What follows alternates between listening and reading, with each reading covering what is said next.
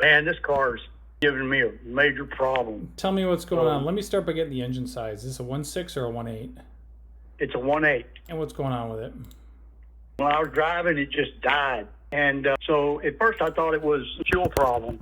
And off the back seat, and I got online and I saw a video where it showed where you can ground this pin that's underneath the hood, and when you turn the key on, it'll make the fuel pump run.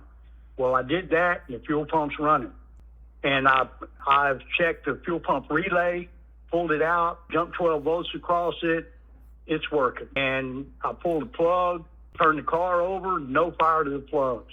And I got a voltmeter, and I checked the power to the coils, and it's getting power on one wire.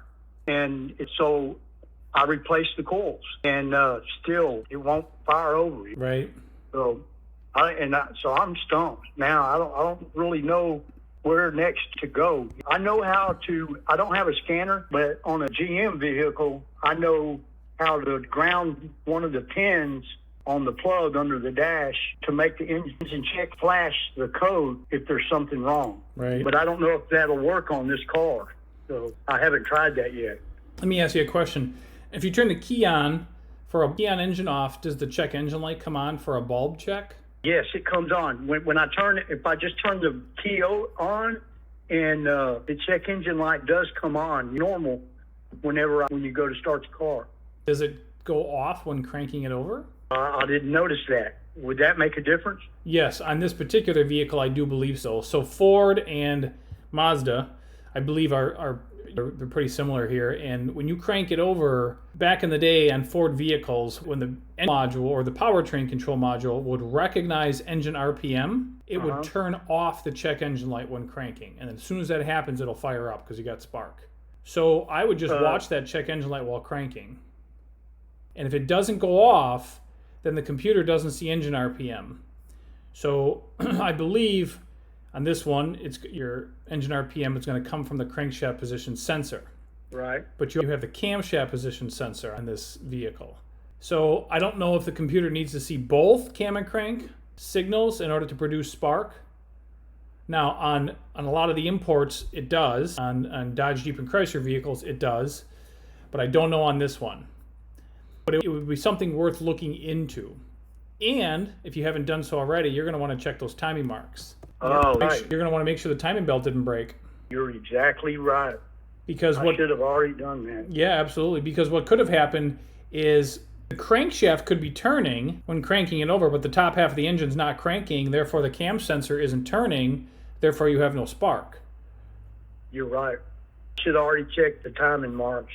So I think that'll be my next. I'm going to turn it over and check that check engine light, see what it does. Yep.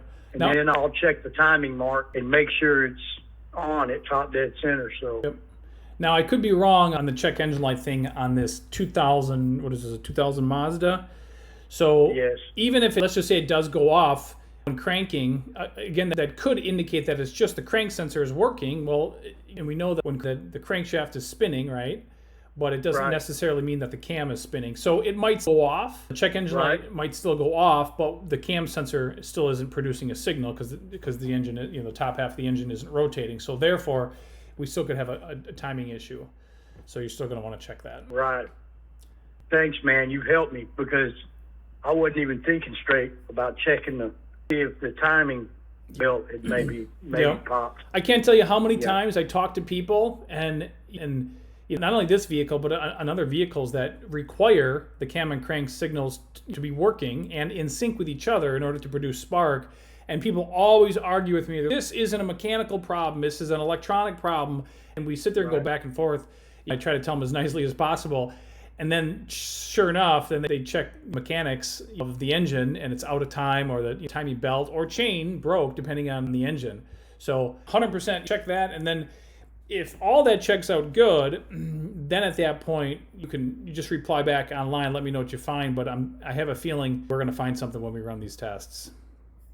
I sure appreciate it, man. All right, you bet. You're welcome. Good luck, and do me a favor, let the guys at the website know you're happy with my help. Not a problem, man. Thank you. All right, you bet. You're welcome. Bye.